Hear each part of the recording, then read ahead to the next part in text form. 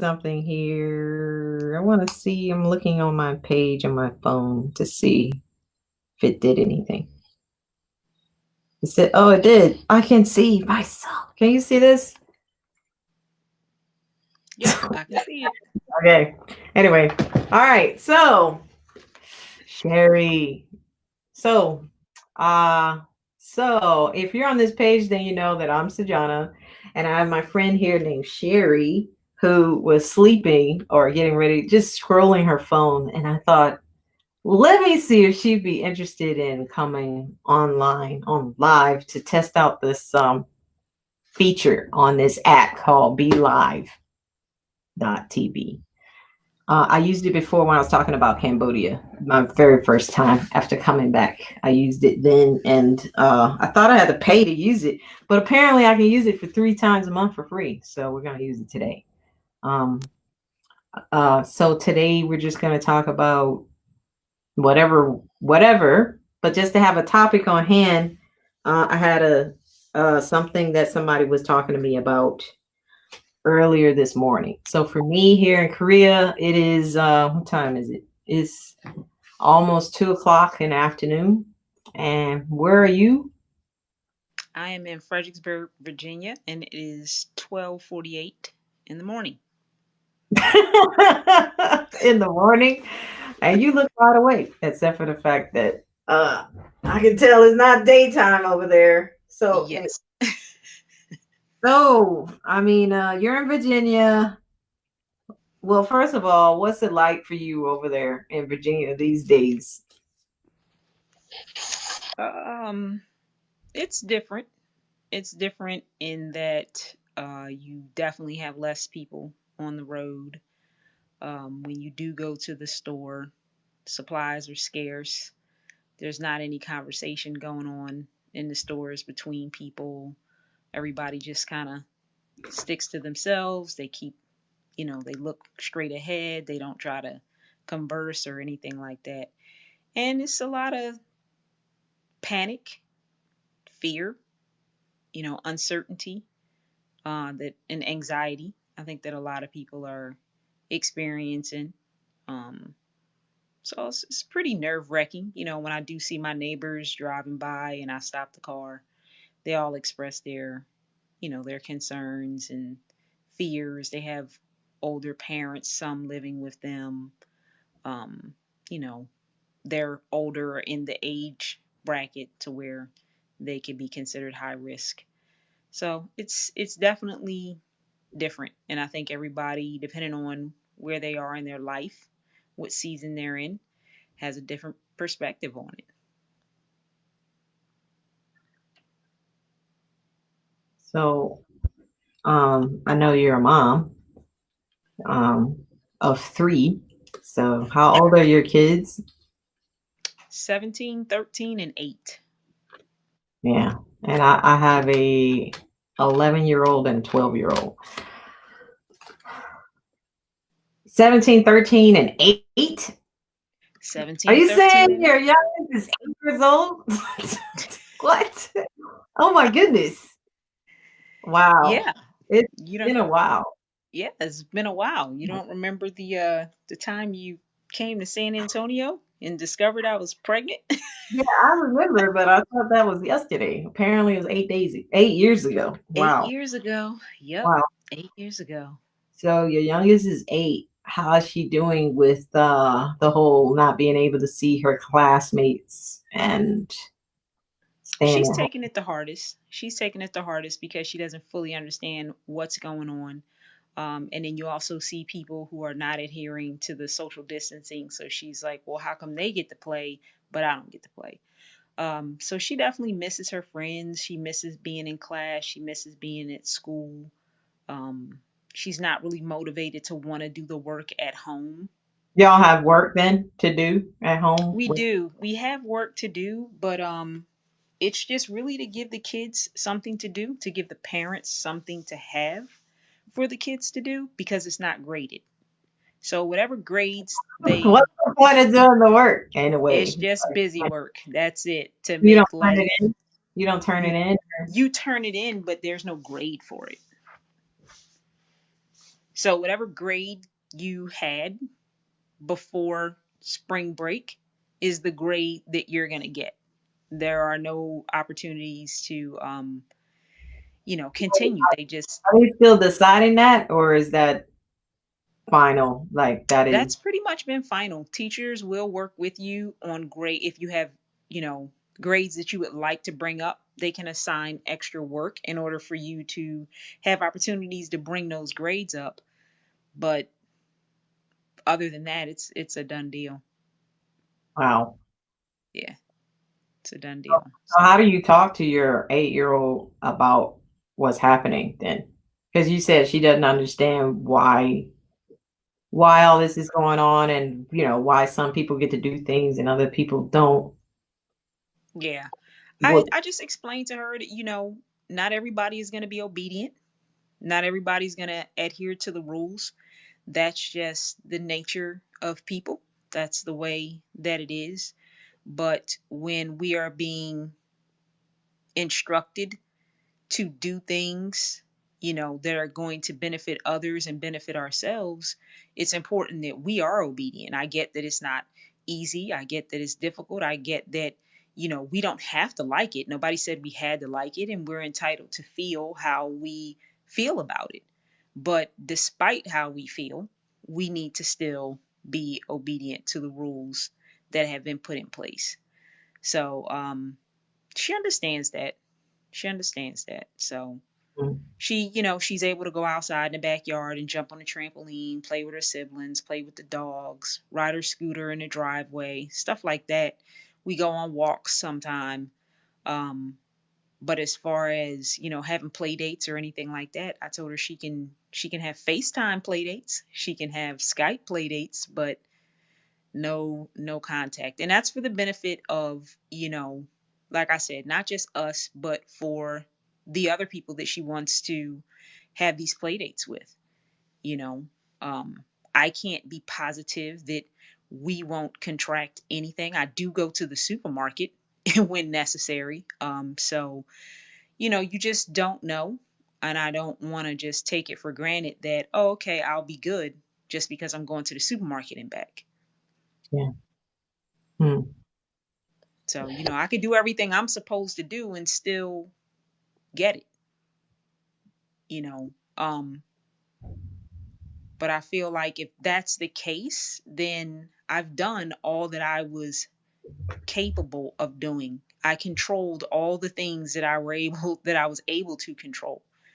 And what's out of my control is in God's hands. So there's no needing me worrying about that.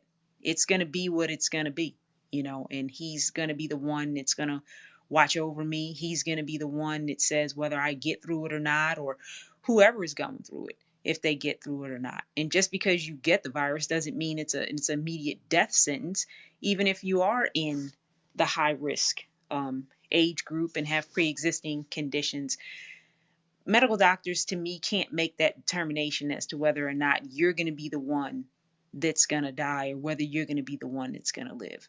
That's all in God's hands. right. So that's, pretty much what I tell them. You know, I don't want to contract anything. I don't want my family members to contract anything. Um, I would be happy if all this was over already and everybody could kind of rest easy, but it's here. It's going to be here until it goes away. And I want my kids to have some type of peace of mind in knowing that despite what the news says, despite what other people may say, and despite the panic that's going on right now, we need to put our trust and our faith in God, in Christ, and that's going to be the one that's going to pull us through. Yeah. And your children and those around you who get to talk to you and hear this reminder and truth, I think they benefit because you have a firm um, foundation and a firm understanding of like this all is temporary and the Lord is in control. So when we were thinking about to talk this time, we were thinking about, well, what are we going to talk about? I was thinking that we could talk about being ready. Right, nobody knew last year last Easter when we thought ahead to the next Easter that this is what the world would be going through. Nobody knew. But here we are. But we have something else to look forward to, though, as Christ followers, and that is that Jesus will return one day, and we need to be ready. So, because we don't know what the future holds. And so, in Mark 13:32 to 37, I just want to read that because it kind of is a shortened version of Jesus when he's getting ready to finish off doing what he came to do, which was to die on the cross for our sins. Um, he's continuing to teach the disciples as he gets ready to be arrested and then tried and then hung. Right here in Mark, it says, "But concerning that day or that hour, no one knows, not even the angels in heaven, nor the Son, but only the Father. Be on guard, keep awake, for you do not know when the time will come. It is like a man going on a journey when he leaves home and puts his servants in charge, each with his work, and commands the doorkeeper to stay awake. Therefore, stay awake, for you do not know when the master of the house will come, in the evening, or at midnight, or when the rooster crows, or in the morning, lest he come suddenly and find you asleep. And what I say to you, I say to all, stay awake. Stay awake, be ready." And why am I even talking about that? Because, as you talk about the truth to your kids and even to yourself, as you go through this and you think about doing the best that you can right now, I think this is also what God is calling us to do as we live our life, the life that we've been given, is that we don't know when he's going to come back, but we know it's going to happen, and we want to be ready. So when I read that passage, I don't know if you read that recently or not, but what stands out to you when I read that just now? Anything stood out to you? Or Two things kind of stood out to me when I think about being ready and not knowing when that time would actually be. Um, I think about my mom always used to say, you need to have your house in order. And what that meant was, you know, you need to make sure your head is in the right place. You need to make sure your heart is in the right place. You need to make sure that the relationship that you have with God, if it ended at this second, that you would be okay with that you're in good standing, that you're in a good place, that you gave it your all, you did all you could do, you were, you worked at being obedient, you worked at doing the things that He has asked us to do as Christians. And when you look back, you don't have a laundry list of things that you're like, man, I should have did, or I was going to do, I didn't get a chance to, go to church as much as I wanted to because I was doing my thing or whatever. Make sure that your house is in order, that you have a good relationship with Christ. None of us are perfect. We're not going to be perfect here on this earth. um but for me, I just look at it as, have I done all that I could do at this particular time? And when I think about that, sometimes people think, oh, well, you can always do more. If you could always do more, then why didn't you? I think for me, I'm doing the best that I can do at this particular time. Where I am today is not going to be where I am tomorrow or a week from now. So in a week from now, in a month from now, I may be in a position to be able to do more. But as of right now, I'm giving it all that I have to give. So, I think about that when being ready. And I also think about in troubled times, I think about in any time that I was going through a valley experience, was I ever ready? I was never ready to go through the difficulties in my That, life yeah. that I went through, but I understand on that perspective that I don't feel as though I had to be ready. I felt as though that I had to trust that regardless of what the circumstances is, God was going to get me through it. So those are the two things that I think about when being ready. When you talk about you said every time that you went through a valley experience, were you ever prepared? Or what did you say? Say that again. That Was part I about. ever ready? Was I ever ready? In my mind, I'm thinking, I'm projecting what I think the experience could possibly be. For example, when I went to get my tubes tied with Azaria, I'm going thinking I'm going to get my tubes tied. Worst case scenario, they won't be able to do it during the time frame that I wanted it to be done. But then I get there and find out that I'm pregnant. Was I ready to hear that I was pregnant? Absolutely not. I was nowhere near ready. And I had to realize through the experience that that was okay, that I wasn't ready. God knew that I wasn't going to be ready, that this was going to be news that was going to take me by surprise. But it was also an opportunity for me to trust Him through the process, to say to myself, I may not be ready, but He was ready. And if He's ready, then I gotta get on board with that. Because if I can get on board with He put something in place in my life that He knew was going to be difficult for me to accept at this particular time, but He put it there anyway. He's using it to get me to a place that He needs me to be. And this was the motivating factor to be able to get me there. So I had to trust in the process. I had to trust that, He doesn't make any mistakes. I may not have understood what the purpose of it was at that particular time, but I definitely do now. And I had a choice to make. And what am I going to do? I was at an age and a stage in my life where I didn't want any more children. That was an agreed upon situation, you know.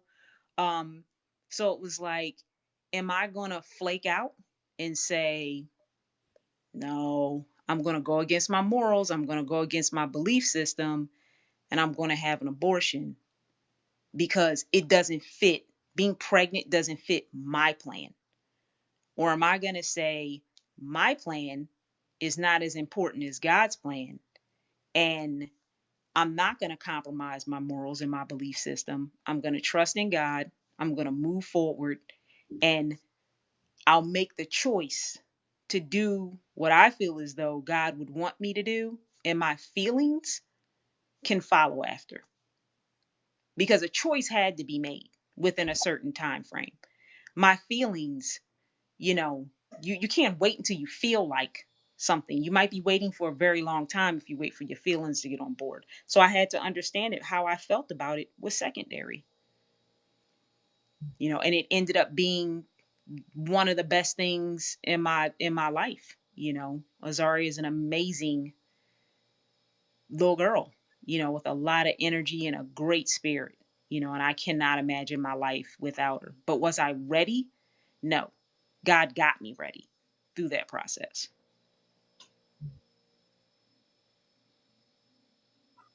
So for me, it's like, I had to stop with the guilt thing. As far as, I think, if he would have taken me before my emotions caught up to his plan, would I have been like, oh man, you know, I really messed up because I never got to that point of being happy about this pregnancy before I knew things ended. Like if it was possible to kind of create that type of scenario.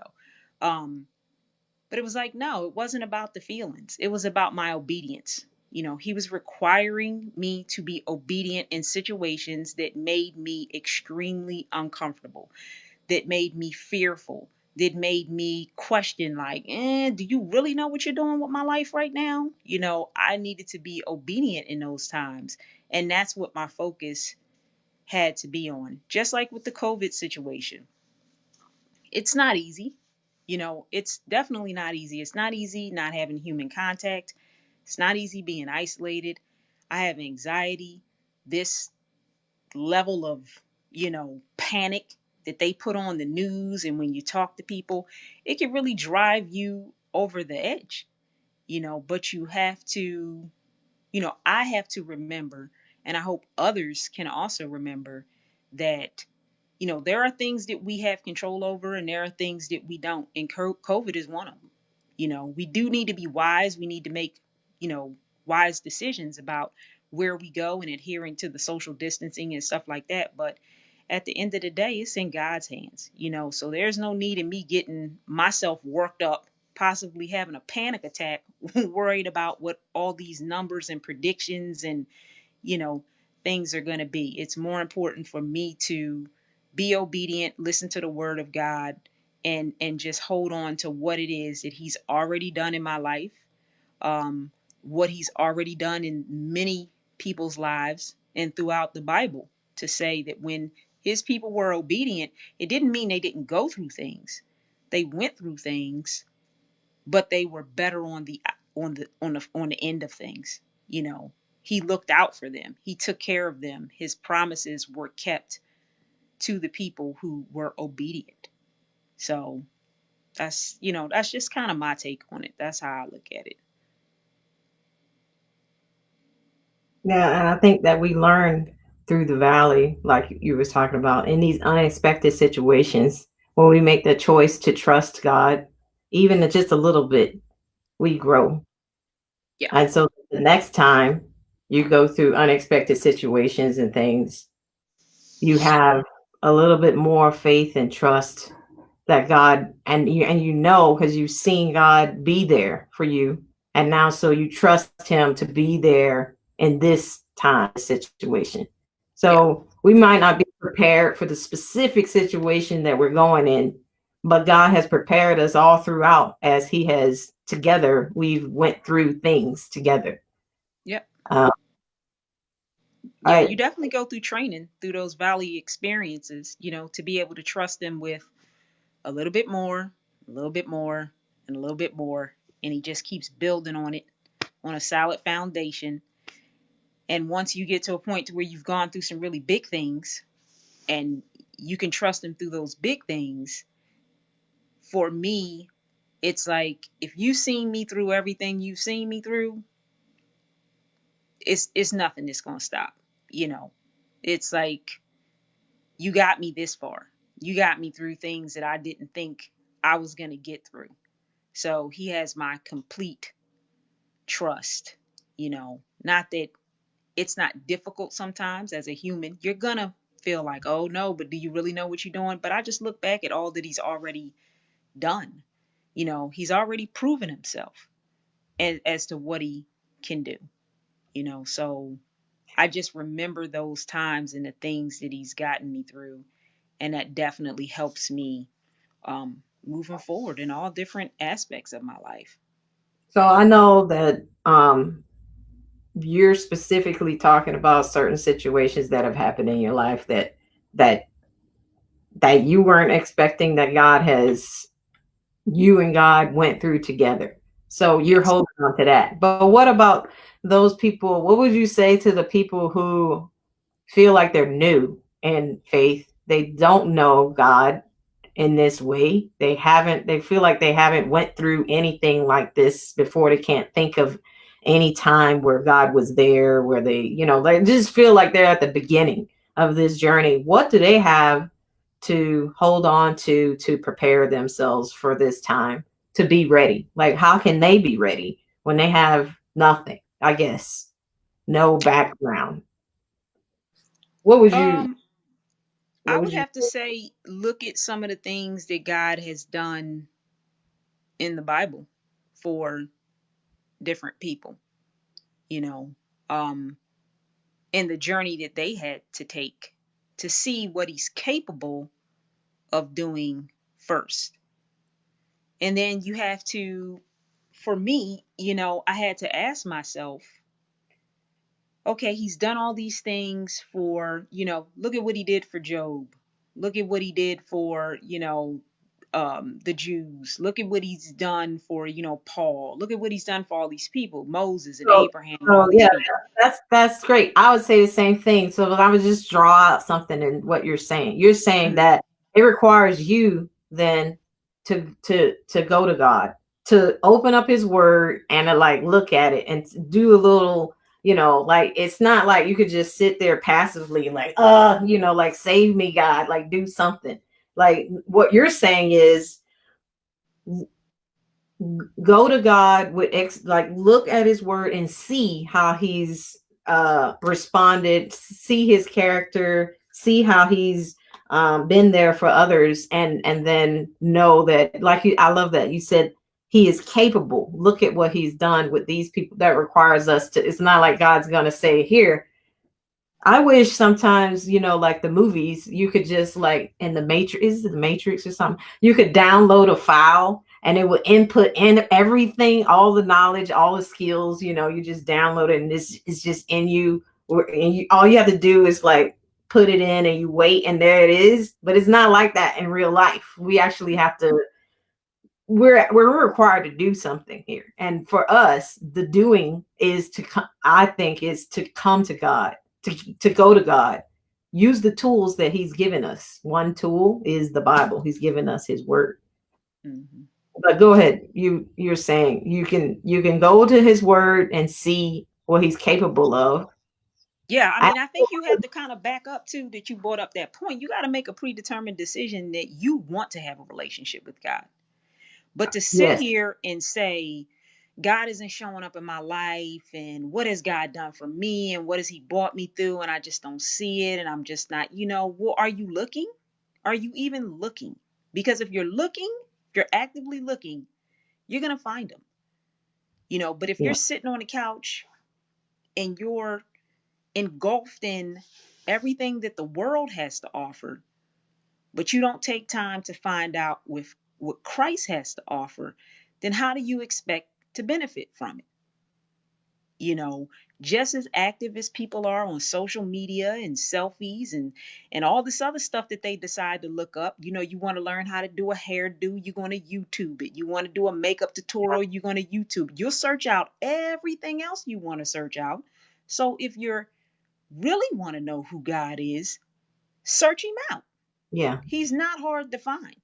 right, He really isn't. You got the Bible, and if you have difficulty with the Bible, you have a church, you have, people that you can talk to, you have places that you can go.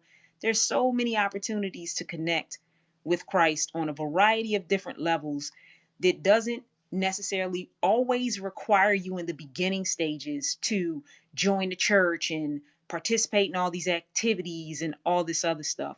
Talk to some people, go to a nursing home and talk to some Christians there at the nursing home. Talk to well your friends' mamas, whatever. now Hmm? right now nobody can go anywhere. Oh yeah, yeah. Well, with the COVID situation, we ain't going nowhere. We all on lockdown. We ain't going nowhere. We ain't going nowhere. Yeah. Nobody's So I going. mean, I just seek him out. You can YouTube. You can look up online passes. It's too many. Yeah, That to me is a lame it's excuse. online right now. Everything Yeah, is there.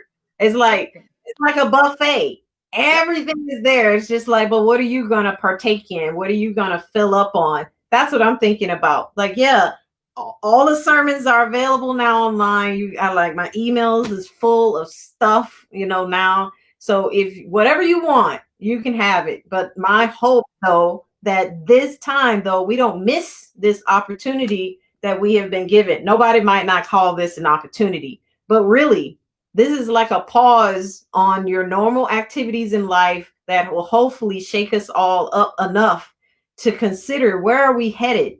Like, what are we preparing for? Are we even ready for Jesus' coming back? I mean, are we even thinking about that at all? I don't know if we even are. Or maybe the only thing that we're thinking about is how to get through right now, and that's it. Like that, maybe that's all short term. We're thinking about the next week, the next day, the next moment. But come on, let's look ahead a little bit, or even it might even be tomorrow. We don't Hmm. know when our last day is or when Jesus is coming back. We don't know. and we don't talk about these things enough. So I was just like, originally when I was seeing like who to chat with, I was thinking about talking about Easter because Easter is coming up, and then I was thinking, do people even want to hear about Easter? Like, do they even care about why we even celebrate Easter? And so I thought we should talk about that. Like, why are we talking about Easter? Why are we talking about being ready? And maybe we're not talking about it now, but surely in these coming days, we're going to talk about Palm Sunday, Good Friday, Easter, Jesus is risen, and now what? So I just don't want to miss this, right? That's happening right now. We all, not all of us, because there's a lot of health workers, police people, foster care, restaurant people that are still continuing to work. But for the majority of us, we're kind of like we have a pause in our life, and we're at home with our loved ones, and we have a buffet of opportunities of what to do with our time. And so it's Mhm. like, all right, with this time that we have been given, are we going to God? Are we having conversations with our family members about who God is and what this time is about? And let's go back to the Lord. Are we thinking about these things at all? Or are we just kind of checking out and just trying to survive this moment and let me like look up all this other stuff that really doesn't matter? And we fill our time with that. And so I just want to be real intentional with even uh this time that we've been given. Like here in Korea, we're on our seventh week of this seventh week. And I know you guys are what, week two, three, Three. two, I week think three. three Friday. Yeah. Yeah. So, you know, We haven't even you're in to me, you're in the thick of it. You're 7 weeks in. You're like, okay, we're bunkered in here. We're not even on the we're just taking a few steps here and people are already freaking out. So that happened here too. yeah, I'm hoping that it will settle in. They'll get a chance to marinate on the fact that we're not going nowhere. We're not going anywhere. This is not just gonna blow out. It's not just gonna blow over. So I think that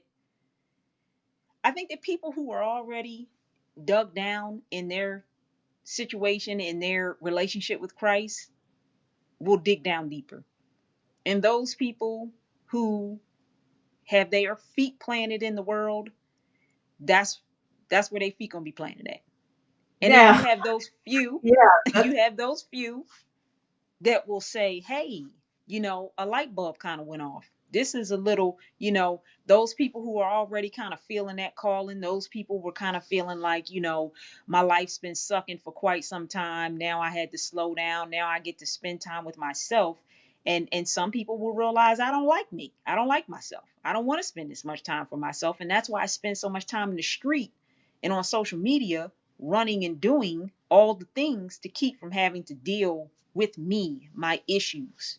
So I think that some people will stay in the world and dig in deeper. I think some people will answer the call, those folks who are on the cusp, and I think those people who are already strapped in, bootstrapped and buckled and ready to go with Christ, they're buckling in even more. They're showing up even more.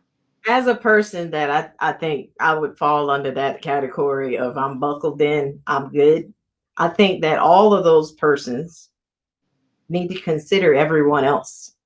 Because I know that I'm good, but I remember being reprimanded in the army about when I was in the army about that. I at first I thought, what's the big problem? Because it's like I'm a squad leader or whatever at the time, and I took care of mine, like we were always squared away.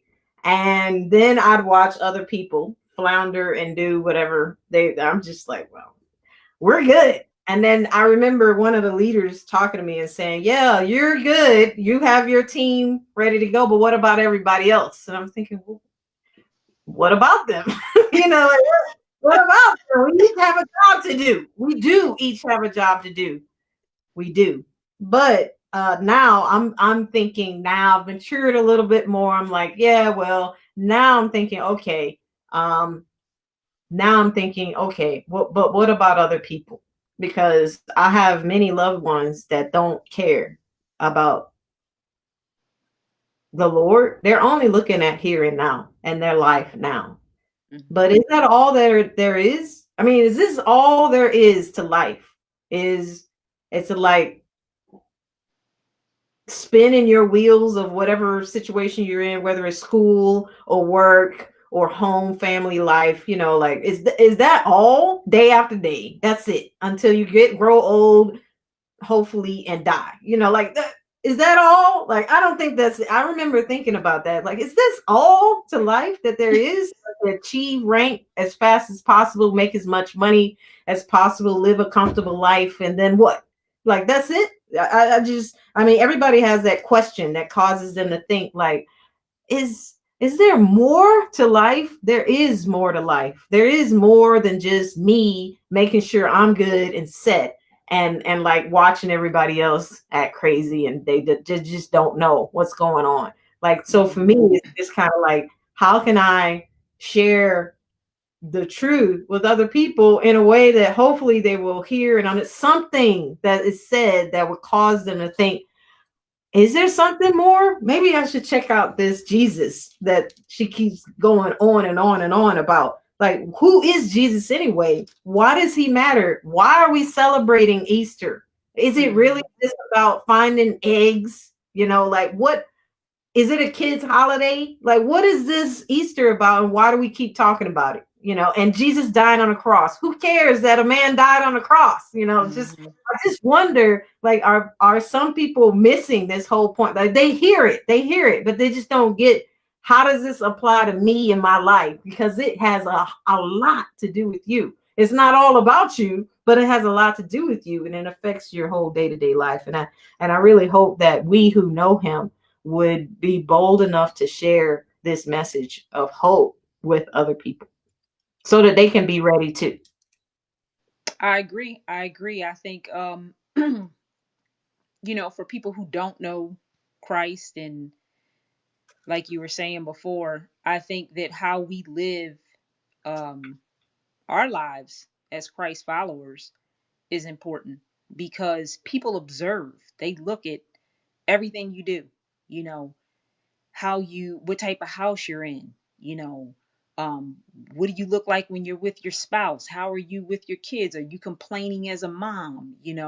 Are you a happy person? Are you a loving person? And giving, they're critiquing every single thing that you do. And I find in my experience, it's when they see something that they want that I get approached. You know, you look like you enjoy being a mom. What's with that? You know, you and your husband, you guys laugh a lot. You guys look like you have fun time like your friends. Was it always like that? And that gives me an opportunity to share a quick message with them to just say, no, it wasn't always like that. But through time, hard work, and putting our trust in God, this is the place that He brought us to. But had you seen us 18 years ago, you would have been like, yeah, nah, y'all are just, wow, no. So it's like, I find that in my situation, it's when people find something that is attractive to them that they want to know more. I've had people ask me, "Are you bored?" And I'm like, "No." And they're like, "You're Boy, not bored?" And I'm, "No." "How are you not bored?" I mean, how would I be bored? And it puzzles a lot of people that I can honestly say I've never been bored. I've never just sat around with absolutely nothing to do and have just been bored to pieces. I've never been bored. I find plenty of things to do to keep my mind occupied, and I enjoy my own company. I love being with me, and it's my time that want to spend connecting with God. And when I'm doing that, time flies. And next thing you know, it's time to cook dinner, it's time to get snacks, it's time to do things. But I'm never sitting around with idle time with nothing to do.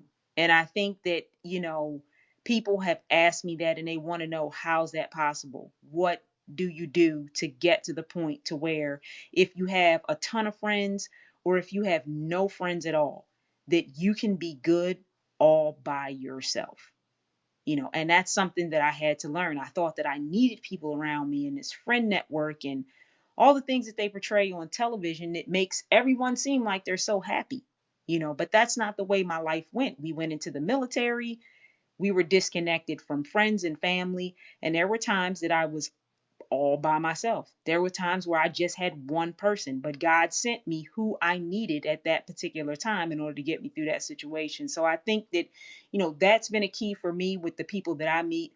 Another thing is understanding where they are in their life and meeting them at that point and trying to pose questions to them based upon things that they reveal to me. If I have someone come to me and they say, I'm just so sick of having these failed relationships. Well, why don't you stop? Why don't you stop having failed relationships? What do you mean? How am I gonna stop having failed relationships? First off, by stop having relationships and figure out what's going on, in your life that's causing you to have failed relationships. So usually when I talk to people about Christ, it comes in later. I usually end up having to work through a person's problems and issues and things that they're dealing with to be able to drop those little nuggets, I will and when say they, you do a great job at just making conversation with anybody. You can just have people feel comfortable talking to you and just telling you their whole life story and just sitting down, because you're actually interested in what it is that they have to say. You ask great questions and, so they open up to you. And yeah, I think that's definitely the best way to really connect with someone and then share with them, your what's worked for you, which is, the hope of Christ, like you have a solid, you're solidly planted in the Lord, and once they feel like you hear them and you understand where they're coming from, then they're maybe more willing to hear your solution. I think you're great at that. thank I'm you. not. And then you look I'm, at you though, but look at no, you. no, no. I yeah, That's not your niche, but no. your niche is teaching. Your niche is tutoring. Your niche is getting people really a good foundation for the word by having them dig in the Bible. You will challenge someone to look it up for themselves, and God sends those people to you because that's your gift and that's your talent. So I think that that's an awesome thing, is that he knows me, what my gifts and talents are, and he sends me those people. He knows what your gifts and talents are, and he sends you those people. So we have equal opportunities to talk about Christ, just using two different methods in doing so. Yeah, and yeah, I think everyone has an opportunity. And I remember that made me think of this mom I knew in Washington State when we were stationed up in JBLM. She's from Thailand. And so when she invited me over to have food, of course I said yes because I love food. And so she made dinner and we ate. And then I remember her after we ate, she asked me, hey, so do you have any prayer requests? Do you want to pray? And I was like, you know, sure. Like I just never had anyone invite me over for a meal and then ask, hey, you want to pray? And then, but just her asking that question, our conversation then turned from, like normal family, just how you do, like, it was good to now spiritual talk because she asked, hey, do you want to pray? And then we were able to share some some deeper things just from that question. And she's a Hmm. mom. She's not in the church. She doesn't serve anywhere. She has several children but she loves the Lord, and she doesn't beat anyone over the head with the Lord like Hmm. I do, and she's just like she just trusts him. And she just Hmm. asked me as a friend, hey, do you want to pray? And I just So now I use that now. Just like when someone comes with overwhelming problems, I know I can't fix it. I can listen to them, but I don't have the answer. I don't have the answer. I wish I had the answer. That's why I went to school for counseling, because I thought, oh, if I'm a counselor, they'll teach me how to know the answer and I can help people. But then I Mm-hmm. realized when I was in school, even in the books, like they don't tell you this beforehand, but in the books, in the textbooks, it'll say, you learn all these different theories, but the theories will say this is not guaranteed here. It may or may not work. I'm like, what? Yep. Like, I was school for this, for you to tell me that it may or may not work, like what? Because everybody's different and their Yep. situation is different and how they look at it is different. So when someone comes to me with their issue, I listen, but I ultimately know what I have to say. It will fall, like I hope I have something that will help you, but ultimately I know the answer is the Lord. You need Christ. And so maybe through my experiences or how I read the Bible, I can share something with you. But ultimately, I'm encouraging you to go to God. He has the answer. And some of it is here recorded in his word that you can read for yourself. So I just try to Mm-hmm. pull out areas. Hey, read this and see if God, shows you something, because I mean, that's all I got, so Yeah. I hold on to that.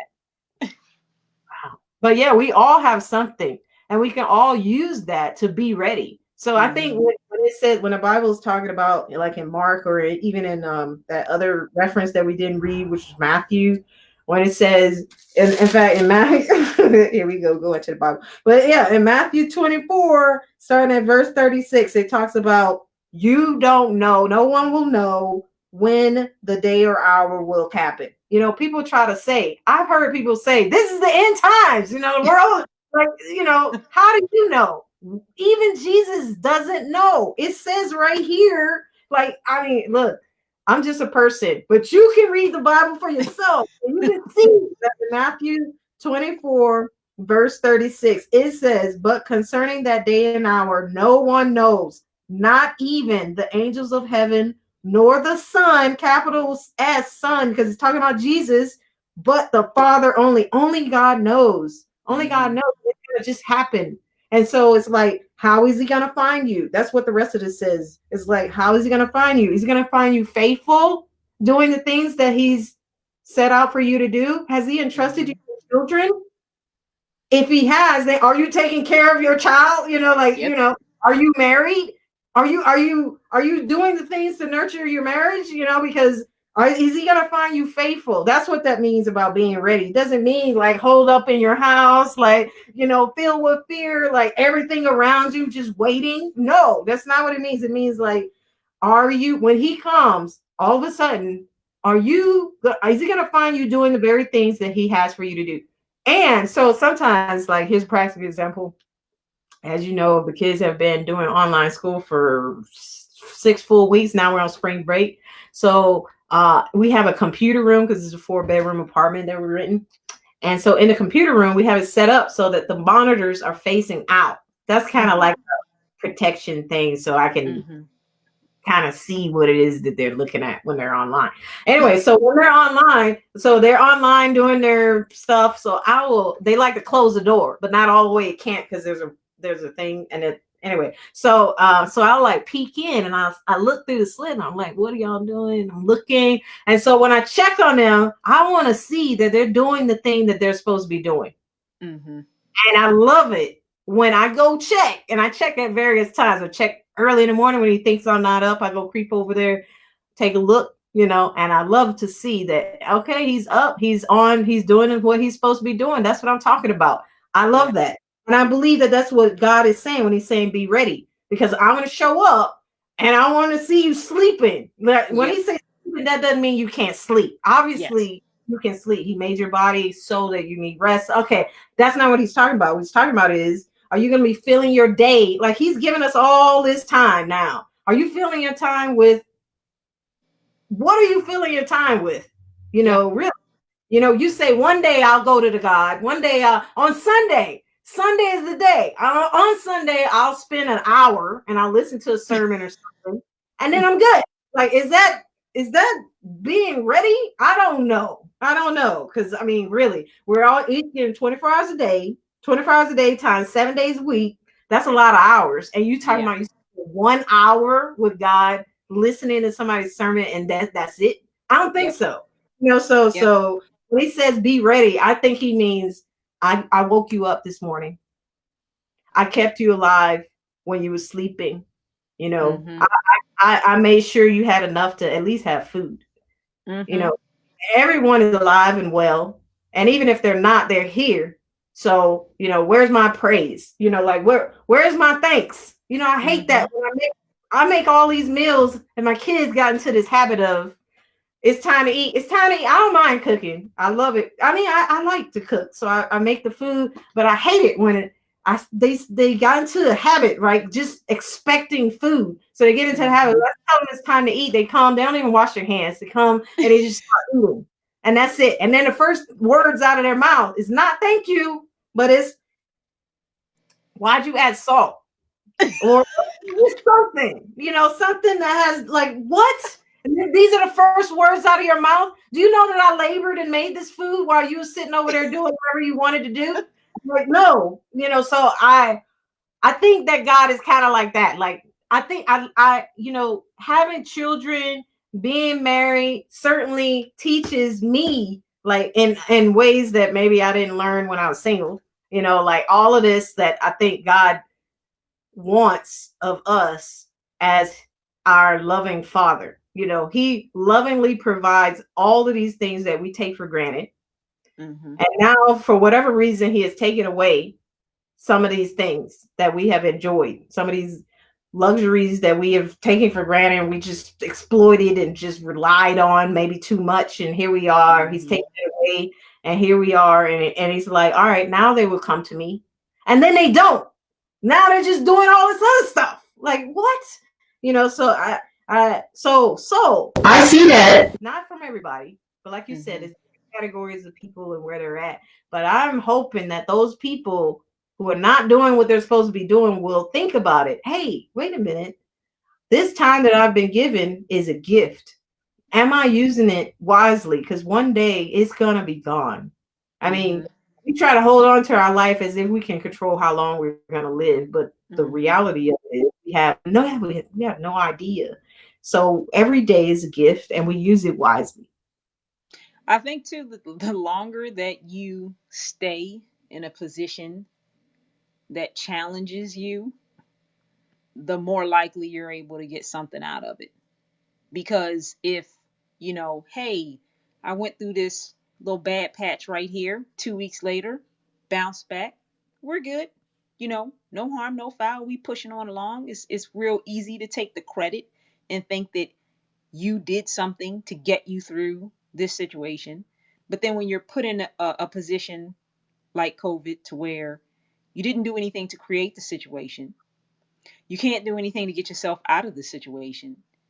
You are just planted in the situation and you're being judged on how you handle the situation, how you get through the situation, what you do, like you said, how you spend your time. We have hours and hours on end that we can spend time not just in the Bible. I don't, because sometimes people think, oh my God, I just can't sit and read the Bible all day.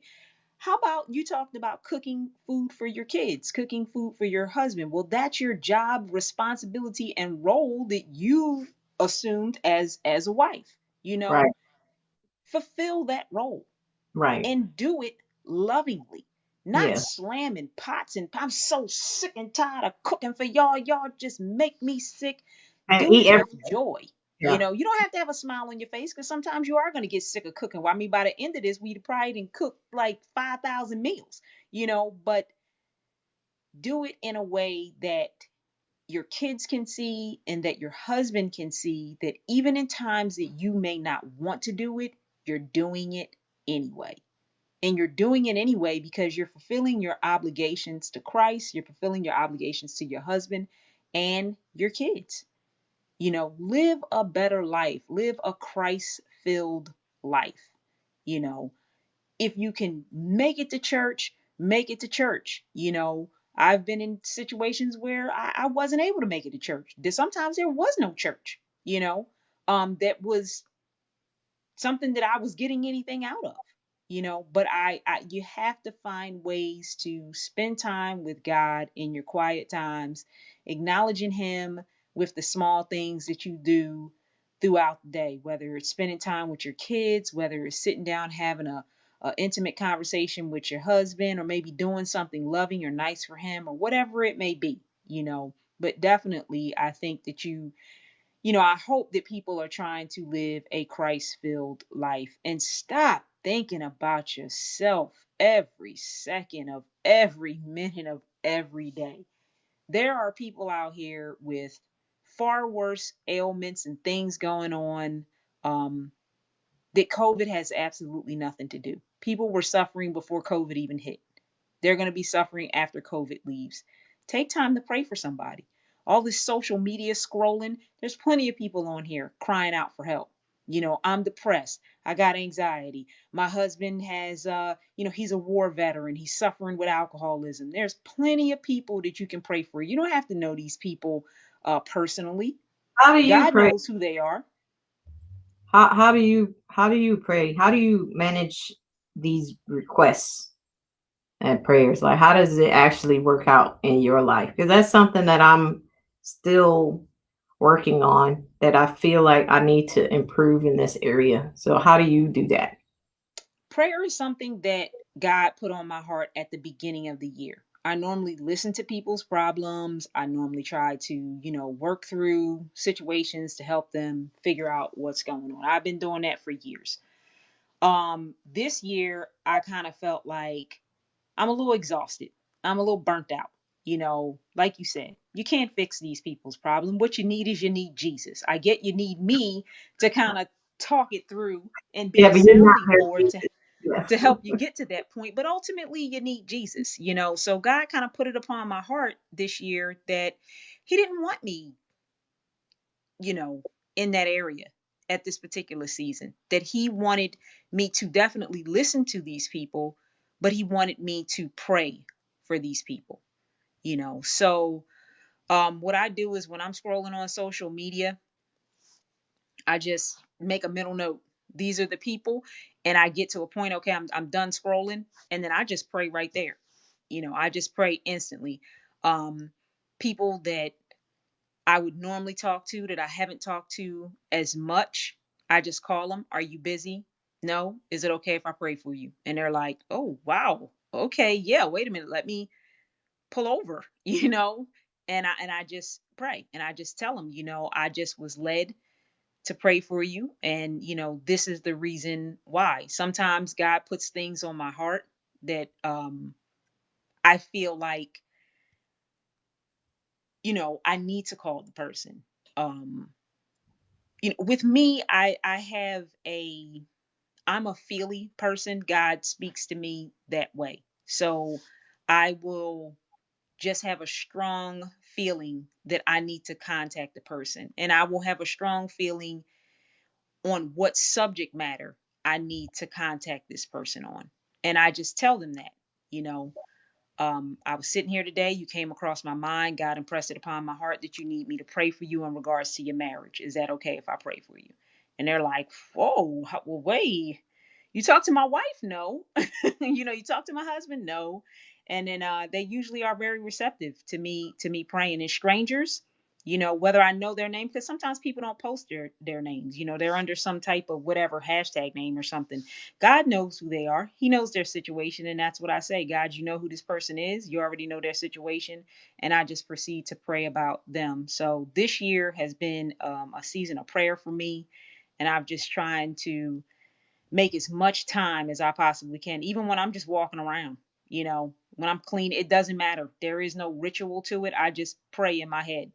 How about your kids? Like, are they involved in this at all, or do you pray with them specifically, or what? How does that work? With my kids, sometimes I pray with them specifically, especially if I know someone that they know. um I pray with them specifically, or sometimes somebody that my husband may know. I pray with them specifically because I want them to be able to see the opportunity that when you get the feedback that God has worked a miracle in somebody's life, and we prayed for that person, I want them to see the result of what the prayer can be. Um, and then sometimes I just walk around the house in the morning time. If they're not up, I'm walking around the house praying out loud. So sometimes they come down and they're like, "What are you doing?" Praying. Sit down on the couch. And they'll just sit there and I'll just walk around. I'm praying, I'm doing my thing. And I'm like, when I get done, I'm like, "You can get up." And they're like, "Okay." You know, to me, I'm not a teacher really. I'm a teacher by what I do, but not really a teacher by, find it here, point to it there, go there, research there. And I learned through the behavior that my mom and dad displayed. So that's what I know how to do. So I That's displayed what the you're behavior. doing for your children. You're doing that for your children, like you said. You're displaying the behaviors. So you was talking about pointing to the Bible. So, in First Peter 3, That's my girl. Look, she know them verses. She know no, them verses, I'm y'all. learning it because I keep going to the same ones often. But in First Peter 3, it says, because you were saying that you don't go around telling them to point this out, read that. What does it say? I know that's my style. I know that's what I do with my kids often. Um, I'm not saying that's the right way. That's just what I do. And my reason for it is because I don't want them to just hold on to my mom says this. I want them to have some kind of backup. And that Hmm. that is the word of the Lord. So in First Peter 3:1, it says, likewise, wives, be subject to your own husbands, so that even if some do not obey the word, they may be won without a word by the conduct of their wives, when they see your respectful and pure conduct. Do not let your adorning be external, the braiding of hair and the putting on of gold jewelry or the clothing you wear. But let your adorning be the hidden person of the heart, with the imperishable beauty of a gentle and quiet spirit, which in God's sight is very precious. So I was just thinking about that. So I heard this slogan, more is caught than taught when it comes, especially when it comes to children. They're like sponges. They just soak up everything they see. They really pick up on a lot. You don't have to Yeah, they say do. anything. They Yeah. they they get it. They see. So yeah, definitely. I don't want to be the mom that's just saying a bunch of things about God and not living it. Because I mean that's just horrible.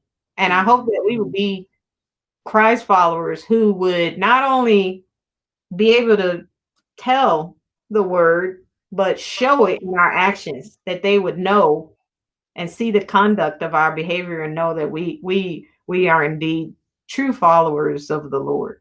That Hmm. doesn't mean we do everything right, but we acknowledge that God is the one who we keep coming back to. When we recognize wrong or we recognize things that need to be changed in our lives, I mean, we try as best as we can, but ultimately, we trusting in God to mold and shape us, even our heart. Yep. Yep. I mean, my 17-year-old, I think it's a little bit easier now because I can tell her, look it up, and that's the type of person she is. She wants to look it up. She doesn't want to hear anything I have to say. Go look it up. She's going to do her investigation. My son, who's 13, I challenge him to go look stuff up and come back and tell me what he thinks about it. He will just take my word for it. He'll be like, "Well, mom said," but I also, at his age and with his personality, I want him to know I don't want him out here as a man talking about what my mama said. He needs to know for himself. And baby girl, this 8, she's still in the observation process. But it's funny that my mom used to walk around, and when we would do things or she would fuss, she would spew out Bible verses. I thought that they were sayings and cliches and stuff like that. I didn't know they were Bible verses until I got older and I started running across them, and I'm like, I didn't know that was a Bible verse. I didn't know she was teaching us. I thought she was fussing and complaining, you know. But here she was actually teaching us, and those things stuck in my head. So when I ran across some of those, it's like, wow, I remember that, And that's the same thing with my dad. That was their style of teaching. That was their methodology. I know we talk every week because we meet. Um, we meet weekly for I don't know how long. How long has it been? 3 years. At least I've been here a year and a half now, and in Virginia we were already talking, and I was there 2 years. So like 4 years we on Skype we've been, no, I think it's been longer than that. El Paso. Yeah, because I left El Paso in like 2000, what was that, like 2009? Well, we were in Germany in 2010, I Oh think. yeah, so you didn't. Yeah. I say So like 4 or 5 years we've been doing that. yeah, right. It's been a You, long time. us, and Carol Yeah. together meeting weekly, despite the moves, various moves that we've all, each of us have moved throughout Mm-hmm. this, and we still continue to meet weekly. So, um, that requires intention, like a scheduling, and like okay, this time is reserved for this, and it doesn't move around. We stick with that time, and it's pretty consistent over the years, and there's fruit um from that continuous meeting. And I think this we can get the same with the Lord. When you make time for God, and it's precious to you, and you don't keep moving it around all over the place. It's not about the time, it's about the way you think about it. Like you reserve this time, is precious to me. It's the time I get to meet with the God of the universe. Mm-hmm. Like, we meet this time, and we are consistent with it. And the more you spend time with the Lord, the more you get to know him, and the more he can shape you. I think the more pliable you'll be, like Play-Doh. Like, the more you work with Play-Doh, the easier it is to shape and mold. And I think the more that we spend time with God, the more he shapes us to be ultimately who we want to be. Like, we want Definitely. to be happy, right? The song, we want to be happy. Yeah, it's not about just being happy, but what I'm saying is we get all the things that we would want when we live a life that is pleasing to the Lord. I'm not saying that everything's going to go right all the time and you'll never have a flat tire. Like, you'll never go through stuff. That's not what I'm saying. What I'm saying is there is joy in knowing that you're in God's hands. And, like, no matter what happens, no matter the circumstances or whatever thing that you're going through, like, you're not alone. Like, you have the Lord. Like, and that is something that I think that everyone wants. Who wants to suffer alone and just not know if their life meant anything or had any purpose? We each Mm-hmm. have a purpose. Don't believe the lie. Like, and we want. I I want people to know that it is true. Like, there is hope. Like, there's a reason for this. God is shaping each of us and drawing us using any situation by all means. In fact, my husband is not, Daniel's not saved. And I'm like, my prayer goes up and down because, like, it just seems hopeless sometimes. But I say my prayer is like, ultimately, God, do whatever you need to do to get him to see the truth, to see the truth, to know that you are Lord, and to have a saving relationship with you before it's too late. Like, we get this opportunity. Our time here on earth is short, because it's short. It's long, but it's short. It's short when you think of all eternity. Mm-hmm. All eternity versus this bit of time we have here to recognize God and submit to him for all eternity. Our decisions now affect all of eternity. So I'm like, God, do what you need to do to get his attention. So far, nothing. I mean, nothing as far as I'm concerned, but I know God is moving, even if it's a snail's pace and something Mm-hmm. is, even in this situation. Daniel has said that what he's realized through this, because before all this happened, he was really talking about politics, a lot. Politics, like this Mm-hmm. this person's fault, that person. Like, now he hasn't even said. Now he's just like, what I learned in all of this is that we don't know what tomorrow will bring. Like, hey, that's movement, because it's true. We don't know what tomorrow will bring. Now, what's the Yep. next? It's like, all right, well, what's the purpose of your life today? Like, Yeah. Like God is moving, and I pray that I would see that. So I pray that people would see the movement of God all around them, whether they acknowledge him or not, that they would see that their life is beyond their control. Of course, we try to do as much as we can, but we're realizing that a lot is out of our power, is out of our hands. But Yep. whose hands is it in? That's the question. Who's really in control here? Whose hands is it in? What is God doing? God is at work in this place. And it might take drastic measures to get some people's attention, let's face it, because we're stubborn. You Yeah. know, I know. Like I think that I don't need like big things to get me to realize truth, but sometimes I do. And in fact, when you was talking, Sherri, earlier about getting your house in order, I was thinking about my house. I even right now, you can't see the view, but if here's my laptop, look down, stuff, like I'm like, and I keep saying every time I look at it, like, I need to clean that up. Yeah, I need to clean that. Man, this would be nice if I just clean that up. I've been saying that for months, and it's still the same. So I think of this is how people approach God. I think they're like, one day, I'll get to I him get one day. to it. Yeah, later, but then when something happens, then they're more, and then it's back to normal. I'm like that too when it comes to cleaning this stuff up. I hate this. I Hmm. hate how it makes it feel. I hate the way it looks. Why don't I do something about it? I don't know. It's too overwhelming. I know. And you're probably saying, just do one bit at a time. But I can't. I can. But it's just, and I think that's how people feel about God. Like, I just don't know enough. Like, it's just too much to know. I try to read the Bible. It's too confusing. I don't get it. I don't understand. You know what? I'm just not going to read it at all. And I'm like, Hmm. no, just get with somebody that knows what they're doing. If that helps, have a coach, like read a little bit at a time and talk about it. Like you don't have to know the whole thing. And I Hmm. apply that same thing to cleaning. I don't know. But I think that God leaves that here so I can understand what it's like for other people. Or am I just using that as an excuse? I don't What the know. struggle is, what the struggle is.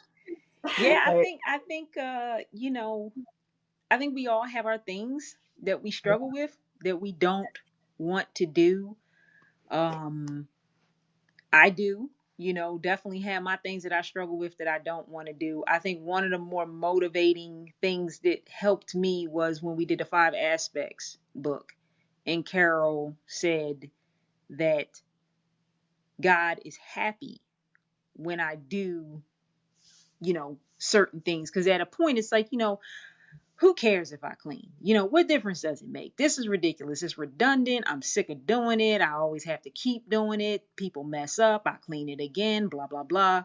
And when we got into the Five Aspects group, and they broke everything down, the way that they did in the book, and Carol was like, God is happy when you're doing these things. He gets that you don't want to do them. He gets that you may be irritated by it, but he takes joy in the fact that you're doing it, regardless of how you feel about it. And because I And didn't feel I feel that way appreciated. with my kids Yeah, I when didn't. they're doing the thing that I asked them to do. I Exactly. am pleased and happy, and I see that they have grown. They have matured. Exactly. They can do the thing that they don't want to do, but they do it, and they do it without an attitude. Like it's joy Exactly. to do it. So Yep. I can see that with the kids. So I So can that's see God. that's what I do. I think to myself, especially when it comes to washing the dishes, I hate washing the dishes. And I'm anal for the fact that I'm gonna wash the dishes and then I'm still gonna have a line put the dishes in the dishwasher. To run it. So to run it, yes, because I feel like the dishes don't physically wash.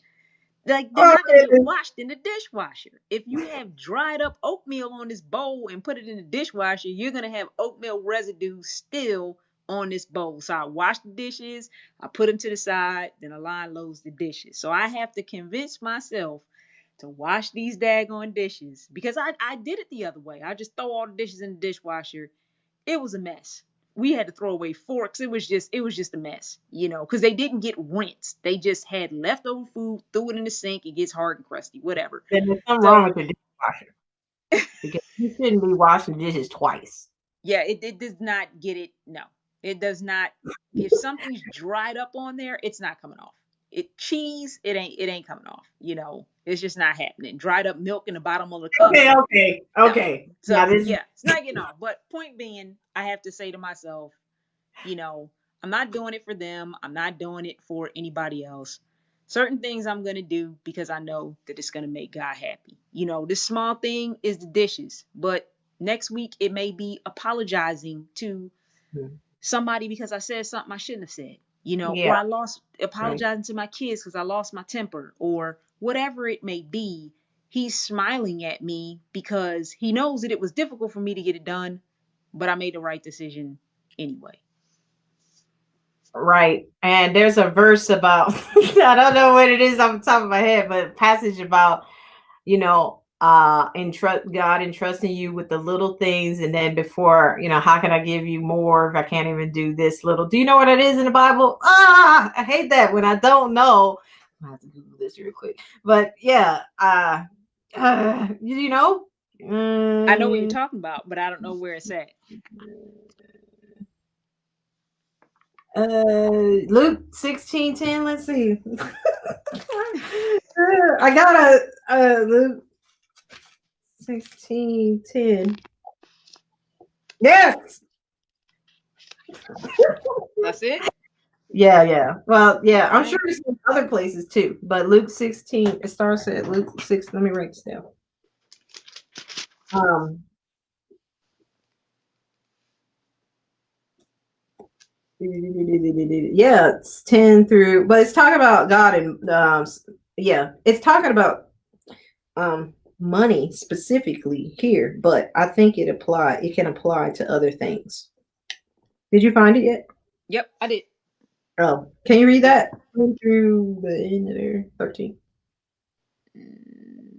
16:10. Unless you are faithful in small matters, you won't be faithful in large ones. If you even cheat a little, you won't be honest with greater responsibilities. And if you are untrustworthy about worldly wealth, who will trust you with the true riches of heaven? And if you are not faithful with other people's money, why would you be trusted with money of your own? Yeah. And then you read 13 too. No one can serve two masters, for you will hate one and love the other, or be devoted to one and despise the other. You cannot serve both God and money. Yeah. Was that make you anything pop in your mind as you read Ah, that? definitely a true statement. I mean, I think it's definitely a true statement. You can, if I tell you something and I say, don't tell anybody, but then, and it's a small thing, but you run off and you gossip and go tell everybody, then why would I tell you anything else? Yeah. If we have enough money to support our family, we just don't have an excess. We have enough to get by, but I mismanage the money that we do have. What do you think I'm going to do when I get more money? Because you're creating habits in everything that you do.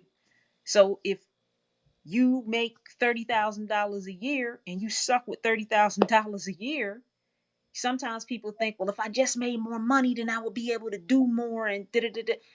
No, manage what you have so that when you and create good habits so that when you get more, those habits will stick.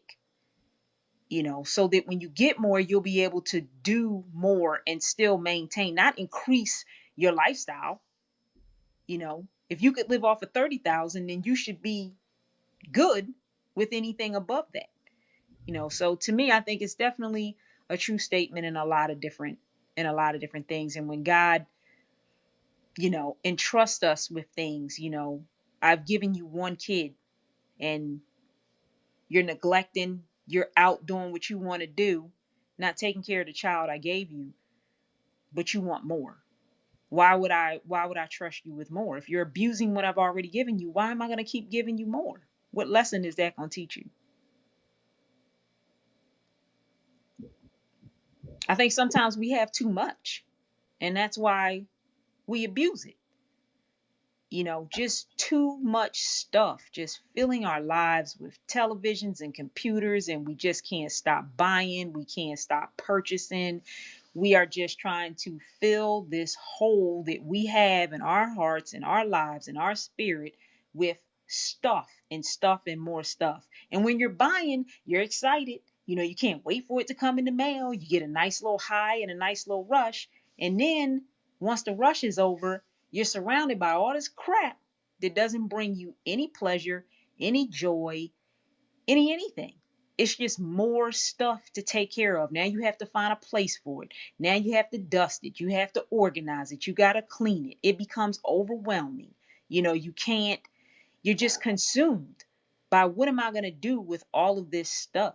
And it's like sometimes stuff can take us away from the peace that God is trying to provide us with. You know, when we have enough that we can just handle on our plate, or maybe even less, we have room for more on the plate. But if the plate is all the way piled up, we juggling it, crap falling off of it, you know, we're so concerned about keeping that plate together that we don't have time for anything else. You know, for me, it's not that I don't like stuff. I don't get a bunch of stuff because I don't want the responsibility of it. Because all things come with responsibility. We gonna have to move. We gonna have to move all of this stuff. We gonna have to unpack all of this stuff. If we move and we get a house smaller than what we came from, especially in the military, because you don't know what size house you're gonna get if you live on post, then what are we gonna do with the excess of the stuff? You know, I have to clean out. I gotta purge. That's just so much work and so much time, and it's just too consuming and it's overwhelming. It's just best for me to not have so much stuff. Just what I need and a few things of what I want, because I don't like for my time to be occupied. I value my freedom to be able to just, when I want to have company, I don't have to do a mass cleanup and throw everything in the in the closet. When I want to, you know, get up and go, I don't have to worry about, well, let me check the bills and maybe I could transfer a little bit of money here and do all this finagling to be able to do something.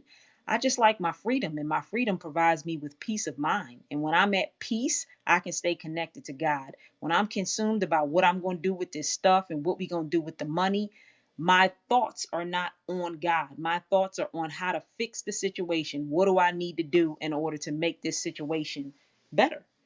You know, and that takes me away from being in the position of trusting God, because now I'm back in the driver's seat. I'm trying to figure out how to control everything.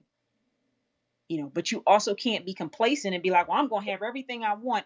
And then I'm just going to be like, okay, God, you handle it. You know, no, you have to physically do something on your own. He's not a magic genie. He don't wave a wand and poof, everything is fine. You got to put in the work. You know, people, as people, we got to put in the work, and that hard work is rewarded. But if you want to sit on your butt, twiddle your thumbs and complain and think something's going to happen, you're going to be sitting there for quite some time. You're going to be sitting there for quite some time. He needs to see that you are willing to move forward. You got to put an act of faith in there sometimes and force yourself to do things that you don't necessarily want to do. And he'll get you the rest of the way, you know, but he got to see you willing to stand up. You willing to get up. Yeah. And I love that, like, God doesn't, we're not here alone in this community. Like, you know, I remember trying to get my hoarding tendencies in order. And I ask, you know, I love being at your house. It always seems peaceful and calm and clean. And I remember asking you, like, what do you do? How do you maintain your home? And you'd have these systems that you would tell me about. And, you know, like, you know, there are people who are better at certain things than other people. And they can share, you know, what they've learned and where they're at with other people. We're in community together. Like, we're not on this earth by ourselves, you know, like God Mm-hmm.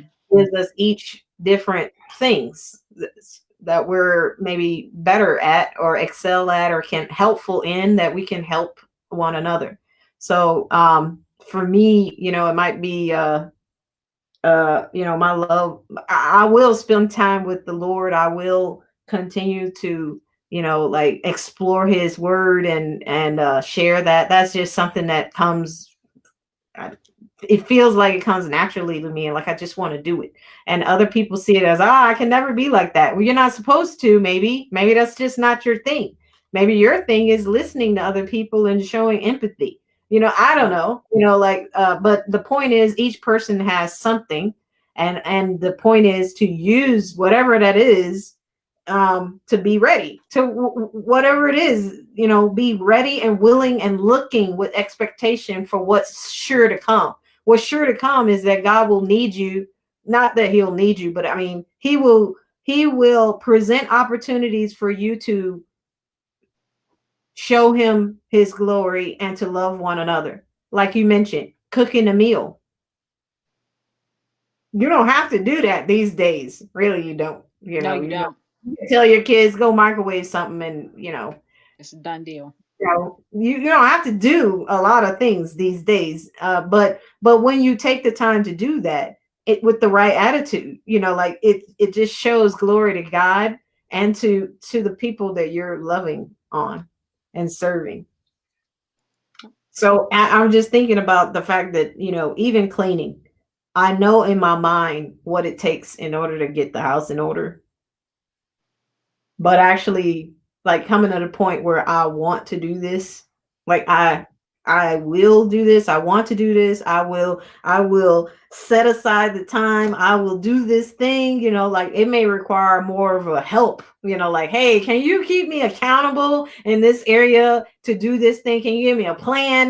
Because I cannot do this on my own. And I think that when we want a relationship with the Lord, you may need that, with somebody. You may need to look around and see who's producing fruit, who's living a life that you would like to emulate, where it seems like they are indeed in tune with God, like they have a sincere relationship with the Lord. You can ask them, hey, can you give me some kind of, like, what do you do? How do you pray? How do you go to God? How do you even read the Bible? Like, what do you do? We can talk to one another if we really indeed want this relationship with the Lord that we've been talking about this whole time.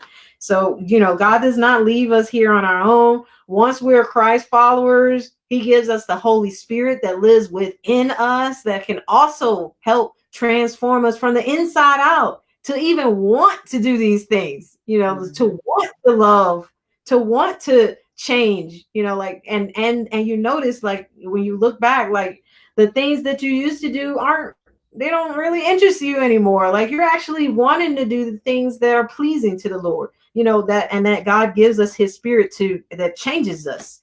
And so it's not like a pick yourself up and like make yourself like do the right things. It's like just come to me and I'll show you what you need to do. Just want to spend the time with me, and I'll take it from there. It's like, kind of like, just give me some time each day, and we together, like, you don't have to figure it all out in one day. And in fact, this whole Hmm. lifetime, you're not gonna achieve perfection at the end of the lifetime. It's not gonna happen. That won't happen until when, like, we're with Jesus again. Like, right now, your job right now, I love to keep saying this, people, your job is just to abide in Christ, like, to continue with God, to stay with him, to remain, to decide, like you said in the beginning, to decide, like, I'm committed to you, God. Like, I don't know what roller coaster you got me on, and what's happening here. I don't know the future. All I know is you said you would never leave me nor forsake me, and so I'm trusting in that. And like, this is what's happening, God. And like, that communication of you and God together, like, in your mind, he is good. We're in this. We're going to figure it out. He's got me. I don't know what's going to happen though, but I know he's got me, and I'm going to keep coming to him over and over with what I got.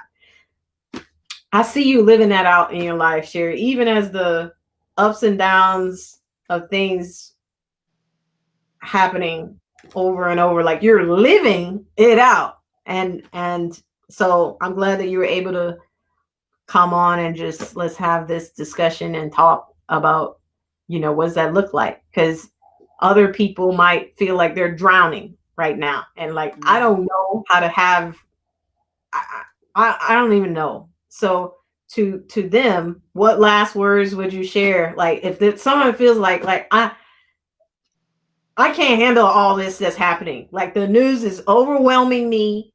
People keep calling me with despair and like this stuff, and I can barely, I can't take it anymore. Like, what would you tell this person?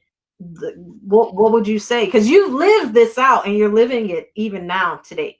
You know, without Um, saying personal information, but I know that you're living this out today, and yet you still come across as calm and rooted in the Lord, like despite the situation. And I'm not just talking about COVID, yeah, and yeah, no, we're talking about other things, yeah. and yet you can still be sane and calm and still encouraging. How do you do that? Like, what would you say to them as we end this time? I would just say it was a process, much like anything else. It didn't happen overnight. You know, he just didn't put me in these situations that I'm in, and I'm handling it with grace. I'm able to do that because he had little things that went to bigger things, that went to bigger things and bigger things, because he saw that, hey, she got through this with me. Let's see if she can get through this other thing with me. Let's see if, we can get through this other thing. And I think it's just a commitment. We all commit to something, whether people think of it in that manner or not. We commit to something. You have women out here who are dating dudes that just dog them out. You're committed, and even though he don't treat you well, you still are committed. You still keep coming back. You're committed to going to the club. You're committed to your organizations. And even when things don't go your way, you maintain that commitment because somewhere along in your mind, you feel, you believe, or you think that this thing that you're committed to is going to serve you in some way. And it may just be something that's pleasing to your flesh. It may be something that's pleasing to your mind, your spirit, whatever it is that you're getting out of it. You stay committed to it. Give God opportunity, the same opportunity, the same level of commitment. Because if you gave him that same level of commitment, you would get way better results with him than some of the things that you're choosing to be committed to. And I think that sometimes you just have to get to a point where you're sick and tired of being sick and tired. And you really have to decide in your mind to do something different and to change the way that you're doing things to see that this is not working for you. Um, if everything is too much, my solution to that is shut it all down, turn it off. The world is not going to blow up without me knowing about it. Yeah. uh, just because I shut the television off. There are plenty of times that I shut off social media, I shut off the TV, I just shut off the outside world because it's too much chatter, it's too much stuff, it's too much information. And really, it's like, some of the information that's out there, it's not going to serve me. Everything I need to know, God is going to let me know. So sometimes when it gets to be too much, I just shut it off. I just turn the whole world on mute. And I may stay disconnected for an entire week.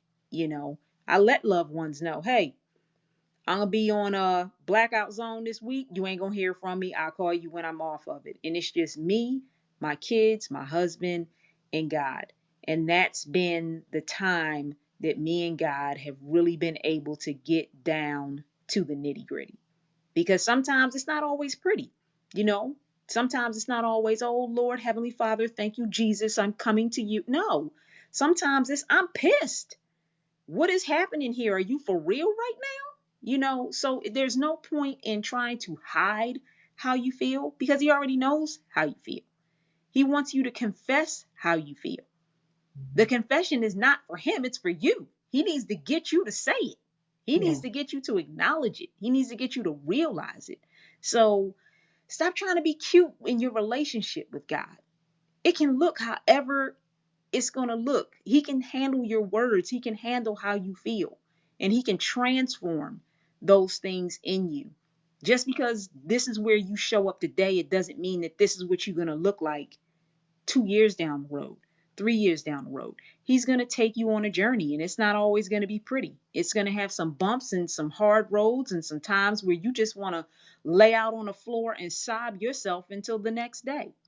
And if that's what's required for you to get through it, then that's what you do. But do it with the understanding that he's right there with you, that he's right there. If you're crying, he's crying. If you're upset, he's like, come on, he's comforting you. He's there with you. And I just had to tell people, sometimes just shut it down. Shut it down and give him a genuine opportunity to make some changes in your life. What do you really have to lose? My life has not been easy by a long shot, and it could have been a heck of a lot worse. But I have learned that no matter what I go through, God is beating on the next door with me. He's warring with me. We're here together. We're blazing through these things together. And I know as long as I got him, I'm going to be good.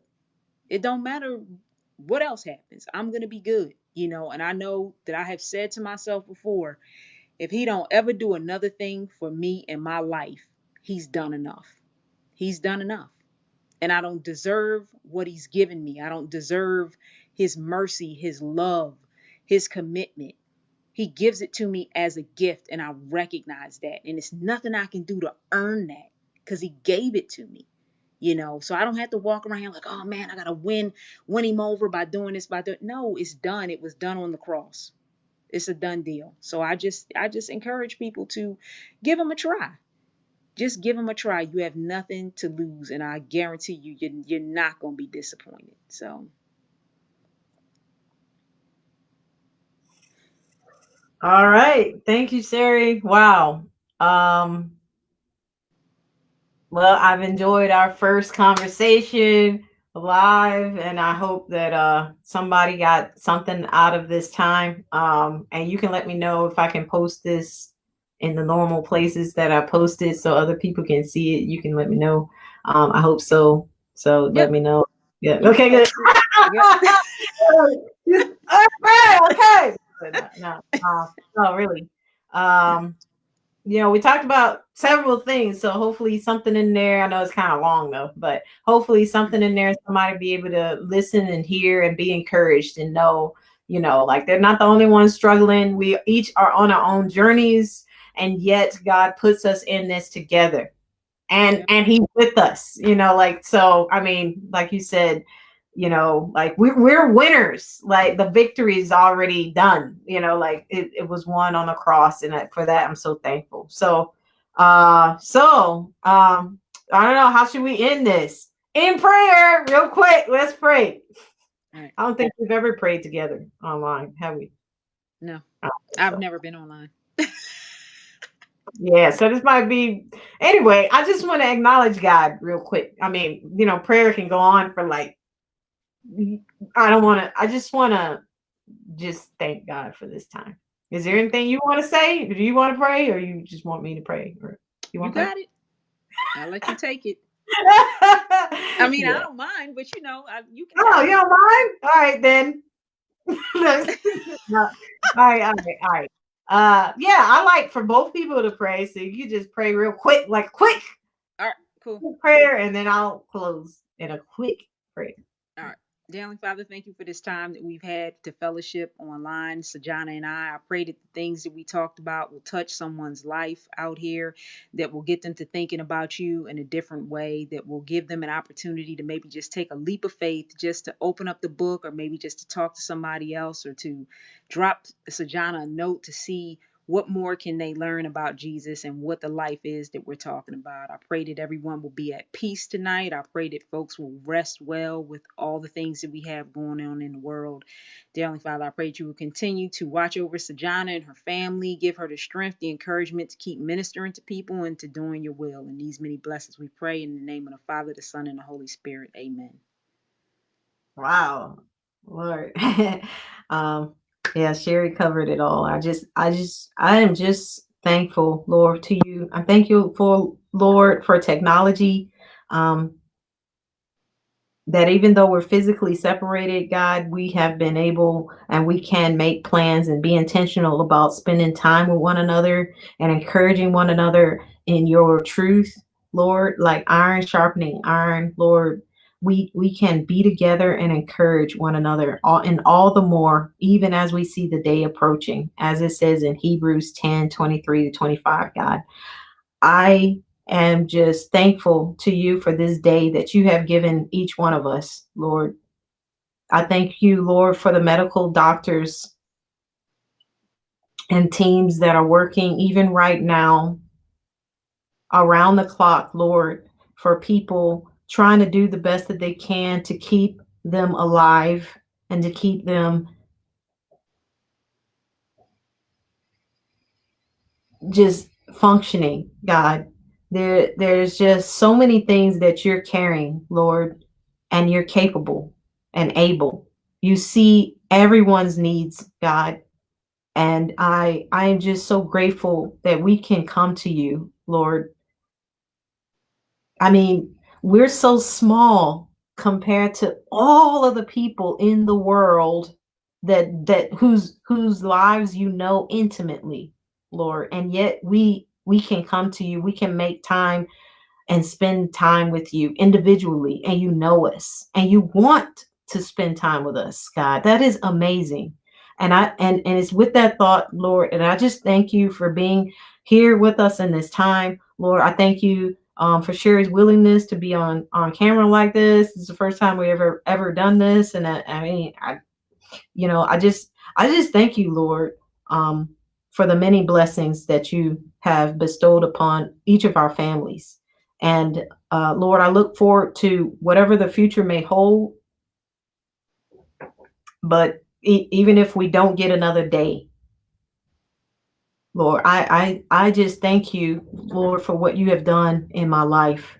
That you sent Jesus here, that we can see what he's about. We can recognize our own selves and how we've fallen short, and how we can come to you and say, yes, God, I want that. I want the gift, the free gift of salvation that you offer through your son, Jesus. I want that, God.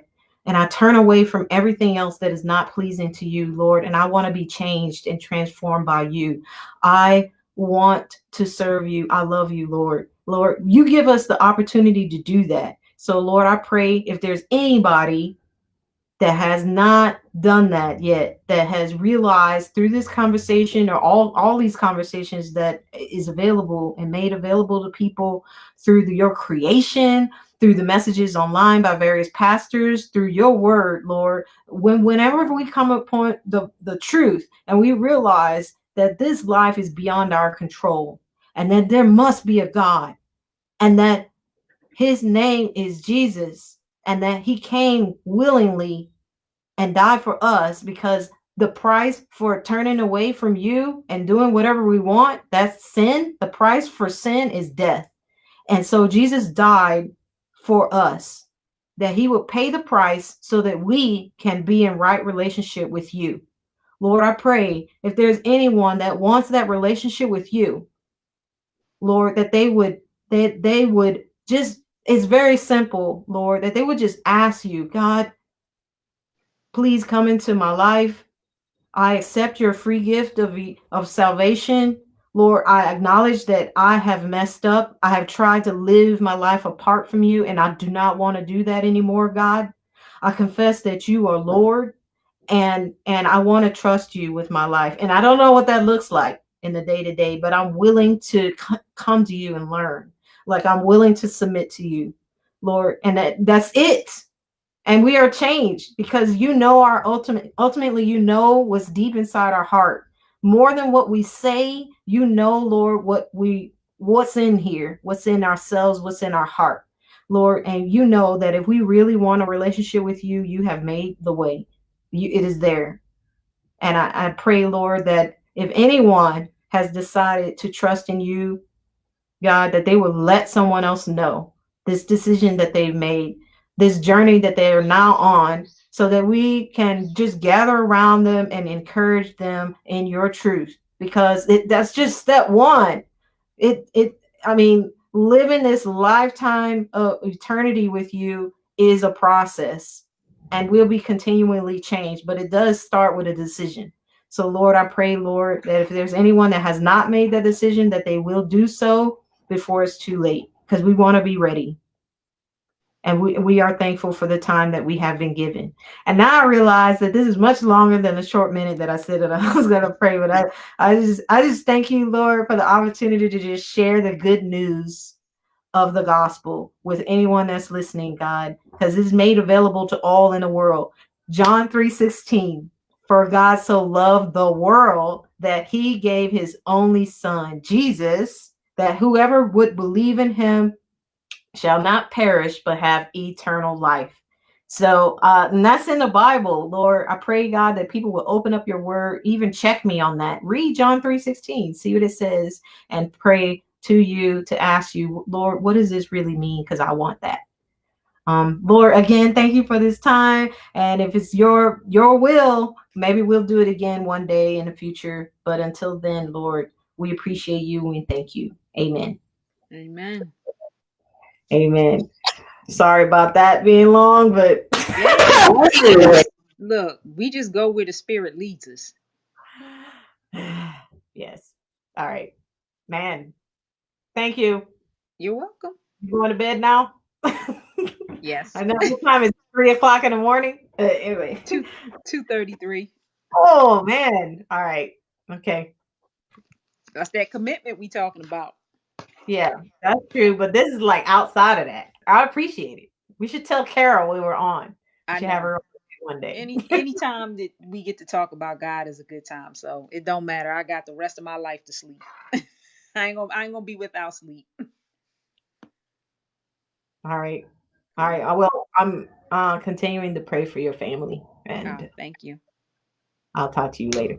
All right, thank you. Bye Bye. bye. Let's see.